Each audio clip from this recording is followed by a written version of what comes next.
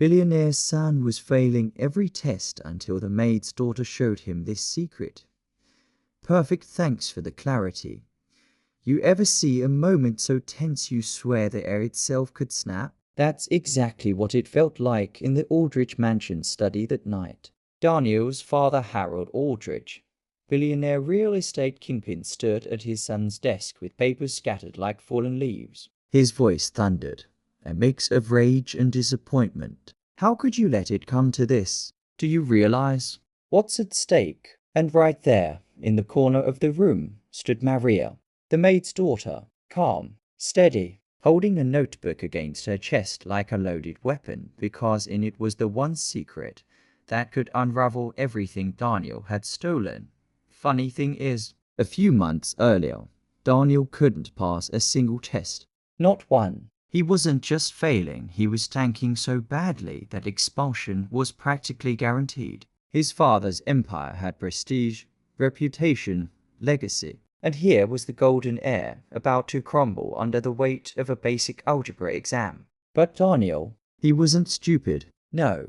His genius lay elsewhere. He knew how to manipulate, how to twist situations until he came out shining. And when Maria's quiet brilliance crossed his path, he saw opportunity. The kind you don't thank someone for, you take it, polish it, and call it your own. That's where the betrayal started. What looked like harmless tutoring was anything but. Maria thought she was helping him survive another semester. In reality, she was handing him the keys to her mind, the secret system she had built to rise above her own impossible circumstances. And Daniel, he used it. Oh, he used it well. Tests suddenly came back with passing grades. Teachers whispered about a turnaround. His father paraded him at dinners as proof that Aldrich blood could never truly fail. Meanwhile, Maria remained in the shadows, invisible, the genius behind the curtain. But here's the truth you need to hold on to. This was never just about grades. It was about power. Who controls the narrative? Who gets the credit? And who gets crushed when the lies come to light? So when Harold's fist slammed down on the mahogany desk and Daniel's smug mask began to crack, Maria knew this was the moment. The moment when everything he had built on her back would finally collapse. And trust me, you're going to want to see how it all falls apart. Hey, if you love stories where justice isn't just served, it's chilled and plated with silver, please hit subscribe. These videos take hours of writing, editing, and emotional recovery from second-hand rage, so your support seriously means the world. Daniel Aldrich had what most kids could only dream of: a chauffeur waiting outside the gates every morning, a trust fund fat enough to buy entire neighborhoods. Classmates whispered his last name like it carried gravity because, in a way, it did. His father's name was stamped across skyscrapers, luxury hotels, and half the billboards in the city. But here's the catch. Daniel didn't care about any of it. While other students scribbled notes in lectures, Daniel sat back, twirling an expensive pen he never bothered to use. While teachers pushed through lessons, he scrolled his phone under the desk, smirking as if the rules were for everyone else. Homework? Tests. He treated them like optional suggestions. And when the grades came back, red marks bleeding across every page, Daniel just shrugged. One teacher, Mrs. Clark, once cornered him after class. Daniel, if you just applied yourself, for once, you could actually. He cut her off with a lazy grin. Applied myself? Why? My last name already gets me through doors you will never see. That was Daniel's favorite trick, using arrogance as armor. And it worked. Until it didn't. Tutors were hired, flown in from prestigious schools across the globe. They barely lasted a week. One quit mid-session, muttering something about teaching a brick wall. Another stormed out after Daniel mocked her accent. Each time, his father signed another check, growing more frustrated with the revolving door of professionals. Behind the closed doors of the Aldrich mansion, Harold Aldrich's patience were thinner by the day. You are my heir, he thundered more than once, voice echoing against marble walls. And you can't even pass a basic test. Do you understand what that does to my reputation? Daniel didn't flinch. He'd smirk, lean back in his chair, and toss out lines like, "Dad, relax. Nobody cares about grades once you own the building. Now let's pause here." Because while Daniel drowned in luxury, someone else in that mansion was fighting an entirely different battle. Maria. She was the maid's daughter. No chauffeur, no trust fund. Her morning started with helping her MOM polish silver and straighten the dining hall before rushing to school. She didn't wear designer shoes. She wore sneakers with worn-out soles. But when she opened her textbooks, her world lit up. Maria devoured every lesson. She studied late into the night by a dim lamp, scribbling notes until her hands cramped. She wasn't just chasing grades, she was chasing freedom. College, scholarships, a life where she wouldn't have to hear her mother apologize for existing in someone else's house. It's almost cruel, isn't it? The boy with everything refused to lift a finger, while the girl with nothing was clawing her way toward a future. And here's the part that stuck the most. Daniel and Maria crossed paths daily. He'd stroll past her without a glance, tossing his blazer onto a chair she'd have to tidy it. To him, she was invisible. To her, he was a reminder of how unfair the world could be. But Maria never let bitterness weigh her down. She kept her head high, focused on her goals, because she knew what Daniel didn't. Real power comes from discipline, from resilience, from refusing to give up when the odds are stacked against you. Still, the contrast was impossible to ignore. Daniel came home to tutors waiting in the study. Maria came home to sweep floors and scrub dishes. Daniel's report cards were disasters hidden in sleek envelopes. Maria's were trophies, displayed proudly on the fridge with magnets she'd bought herself. And yet, in the twisted irony of life, their worlds were about to collide. Daniel's father was running out of patience and running out of tutors. The billionaire who could buy anything was desperate for one thing money couldn't secure: his son's ambition. That's when Maria, the girl no one noticed, would suddenly become very, very visible. But we're not there yet. For now, just remember this: Daniel Aldridge was the heir who didn't care. Maria was the maid's daughter who cared about everything. And the storm brewing between them, it would turn that mansion upside down.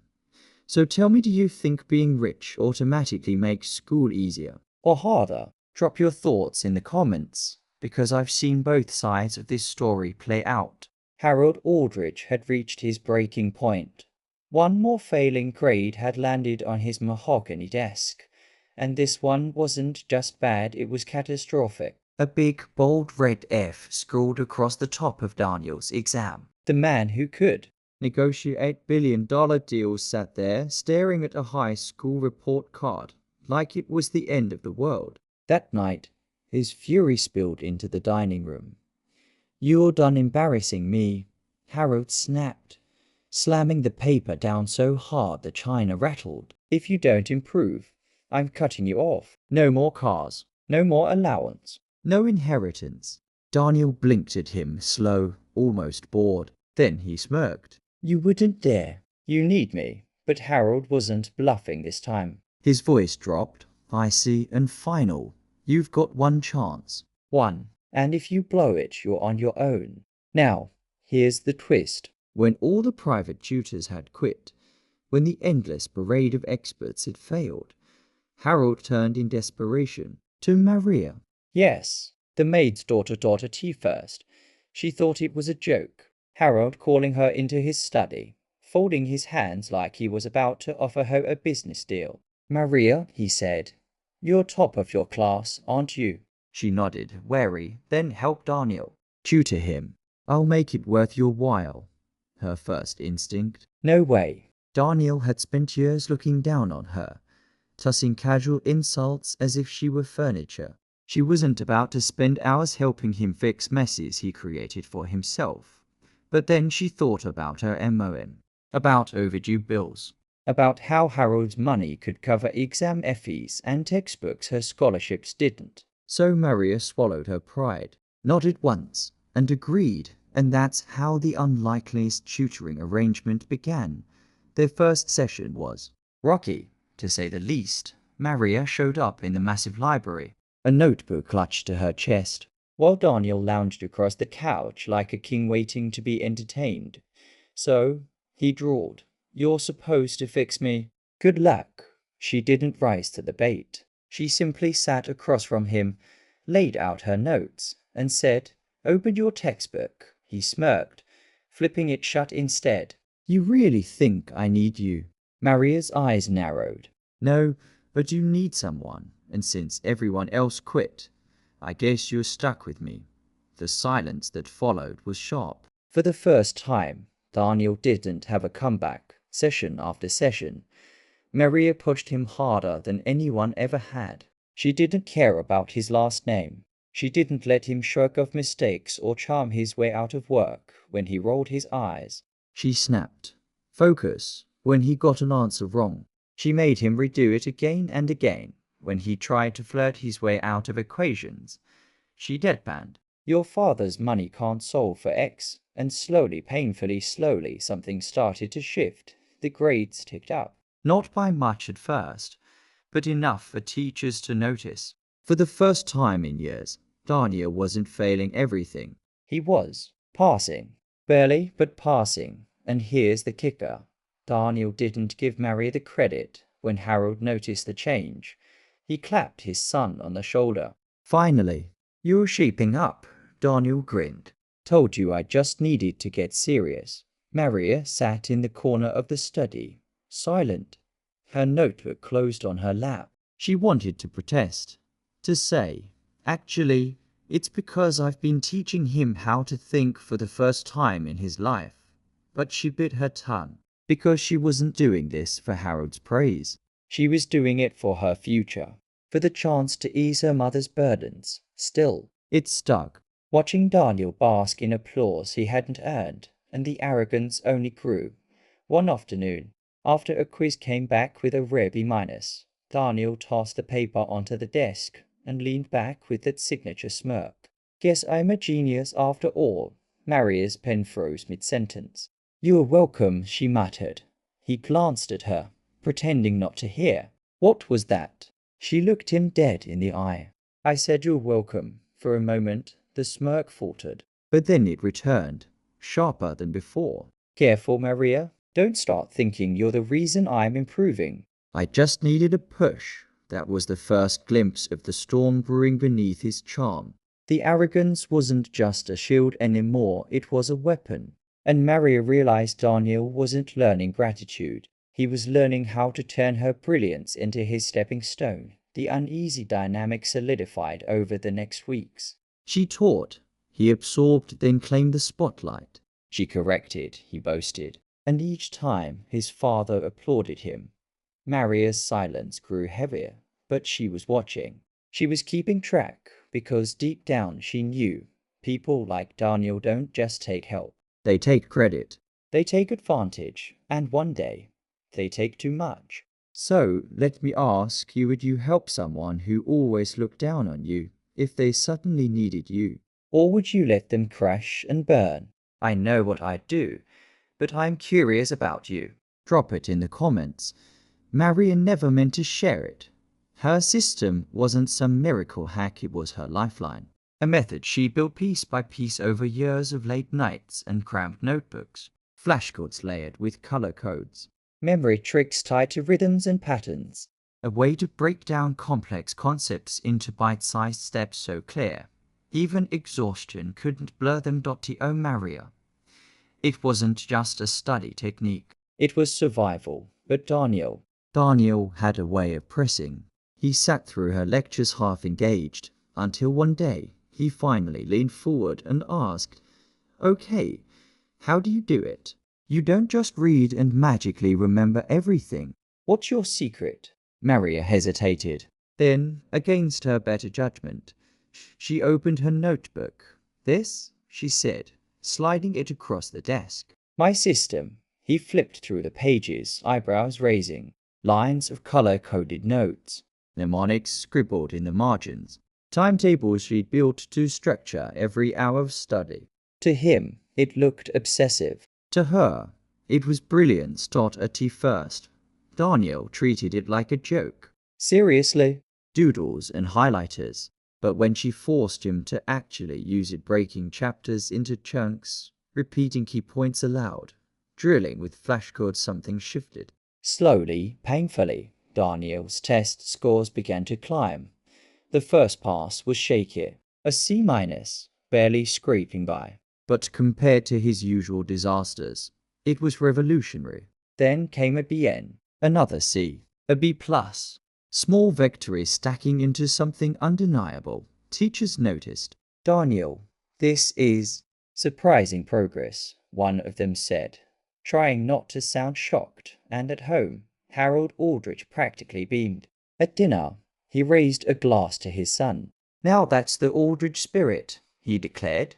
I knew you had it in you. Maria sat 2 seats away, silent, her fork frozen halfway to her mouth. Because she knew the truth. The system was hers.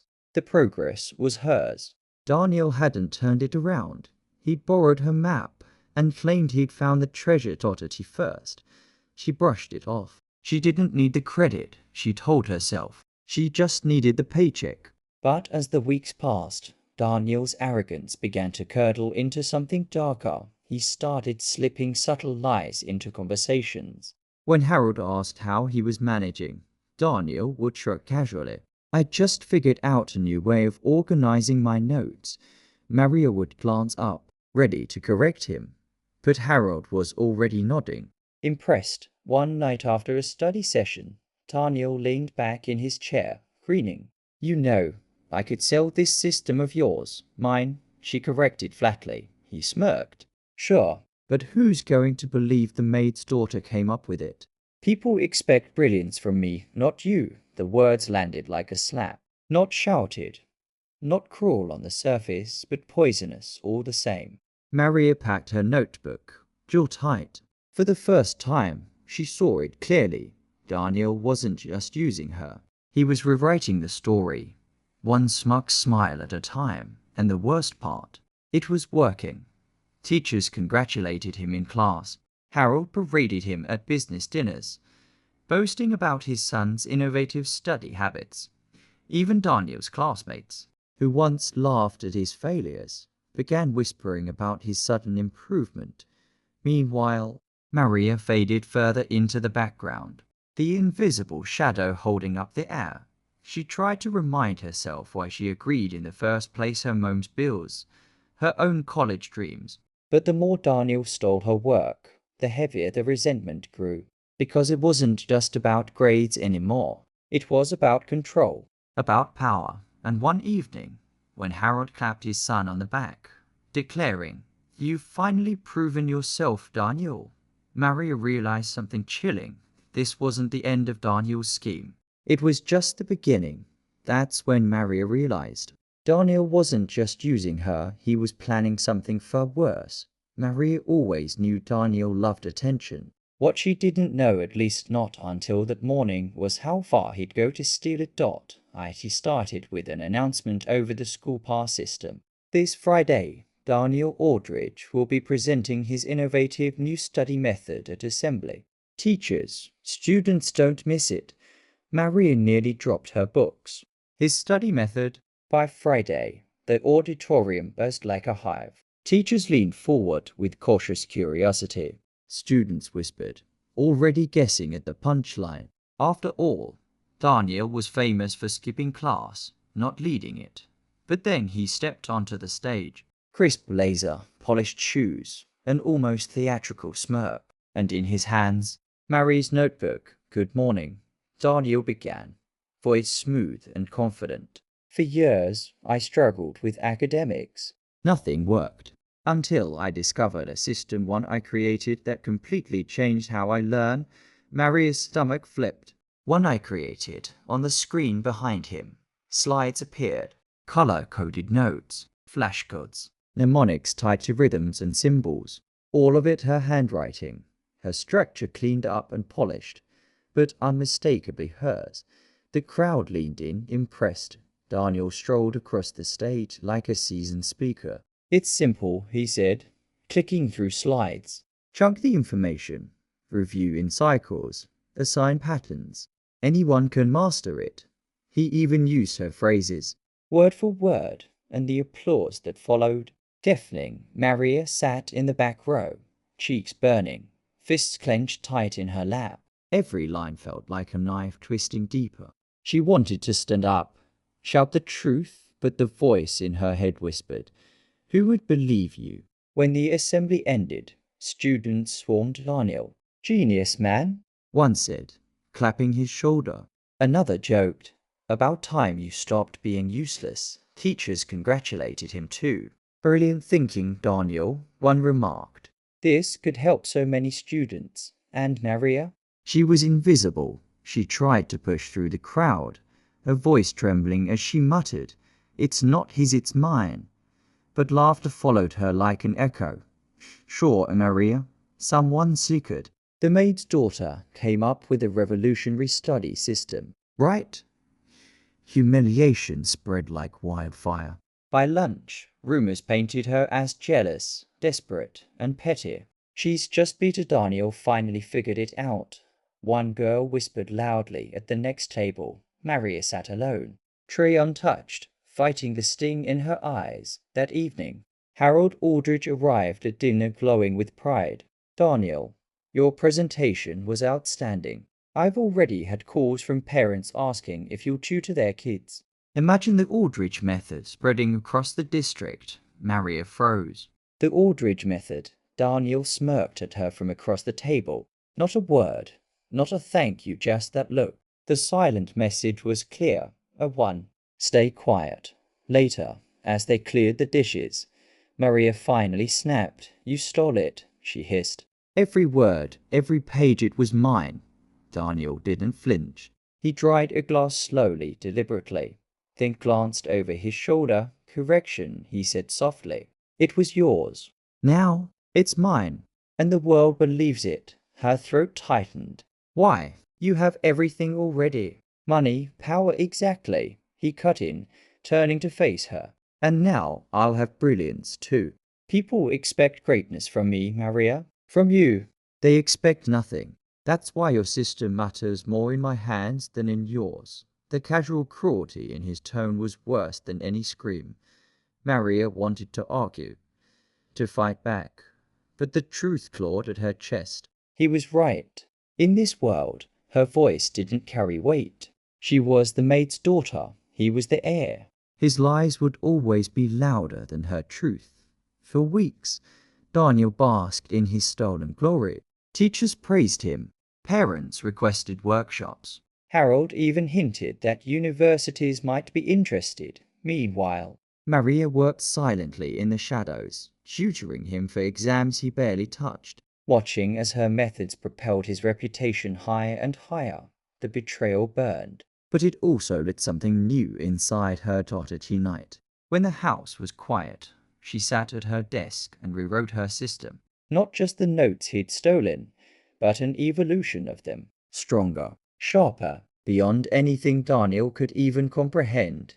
And as she wrote, one thought angered her. "They may not believe me now, but one day they will. And when that day comes, Daniel will fall by his own arrogance. If someone stole your hard work and passed it off as theirs, what would you do? Would you stay silent? Or start planning your revenge?" At first, Daniel rode the high like a king. His stolen system made him the star of every classroom. Teachers hung on his words. His father boasted about him at every dinner. For a moment, Daniel almost believed his own lie. But lies are heavy, and the longer you carry them, the more they crush you. Assignments piled up. Tests grew harder. Everyone expected him to keep dazzling. But Daniel had no idea how to actually use the system, because it had never been his to begin with. Marion noticed the first crack one evening at the mansion's dining table. Harold Aldrich was bragging again, swirling his wine with smug pride. "My son," he announced, "has finally proven he's not just an heir, but a thinker." Princeton called today. "They're watching," Daniel grinned, but his fork clinked against the plate. His eyes flicked toward Maria for half a second, desperate and pleading. She said nothing in class. The cracks widened. He bombed a pop quiz. His essay read like it had been thrown together in 5 minutes because it had. A teacher raised an eyebrow. Interesting, Daniel? Didn't expect such. Sloppy work from the inventor of our new system. Daniel laughed it off, but sweat prickled the back of his neck. At home, the pressure intensified. Harold's pride turned sharp, like a blade against glass. Don't you dare embarrass me, he warned one night, voice low but dangerous. The board is watching. Every investor thinks my son is brilliant. If you fall now, Daniel, you don't just ruin yourself, you ruin me. Daniel swallowed hard. I've got it under control. He didn't. Every evening, Maria watched him flail. His notes were messy, his recall non-existent. He paced his room until dawn, muttering facts he couldn't remember at first. She petted him, but the memory of that smirk when he stole her system and called it his burned away her sympathy. So she stayed quiet. Daniel tried cornering her once in the kitchen. You have to help me, he hissed. I can't keep this up. Maria raised an eyebrow. Funny. Last I checked, you created the system. Shouldn't be a problem. His jaw tightened. Don't play games, Maria. If I go down, so do you. She leaned closer, her voice soft but razor sharp. No, if you go down, Daniel, everyone finally sees the truth. And with that, she walked away. The cracks spread faster. Another failed quiz. A half-forgotten presentation. Daniel's teachers began whispering quiet enough not to reach Harold, but loud enough to sting at dinner one night. Harold slammed his fist on the table so hard the silverware rattled. What's happening, Daniel? You dazzled them once. Why can't you keep it up? Daniel stammered. It's harder than it looks. Maybe I just need no excuses. Harold snapped. If you fail me, I'll cut you off without hesitation. Do you understand? The room went silent. Maria didn't lift her eyes from her plate, but she felt Daniel's glare burning into her. He wanted her to save him. He expected it, but she didn't move at school. The fall accelerated. His so-called Aldrich method began to collapse in public. Students who once praised him now muttered that he was overrated. Teachers eyed him with suspicion. The boy who strutted through the halls was now shrinking, shoulders hunched, jaw clenched tight, and Maria, she watched, silent, steady, the tiniest hint of satisfaction flickering in her chest, because she knew what no one else did. Without her, Daniel was nothing. So, here's the question. Should Maria step in again or let Daniel fail? Step in and save him. Let him crash and burn. Maria had been quiet long enough. Watching Daniel stumble, beg, and flail had been satisfying but not enough. She didn't just want him to fail. She wanted the truth to breathe. She started documenting every notebook she'd ever filled, every flashcard with her handwriting, every digital file with a timestamp. It all became ammunition. She even kept the crumbled scraps Daniel had dismissed months earlier. Proof that the so-called Aldrich method hadn't sprung from Daniel's brilliance. It had come from the maid's daughter. Maria didn't move rashly. She was deliberate, careful. If she confronted Daniel head-on, he'd twist it, like he always did. No, this had to be public, inevitable, unspinnable. One night, as the house slept, she slipped into the study. Harold's laptop sat on the mahogany desk, glowing faintly. Daniel's upcoming presentation, his biggest yet, was already loaded. He was set to showcase his method before the school board and a cluster of investors his father had invited. Perfect.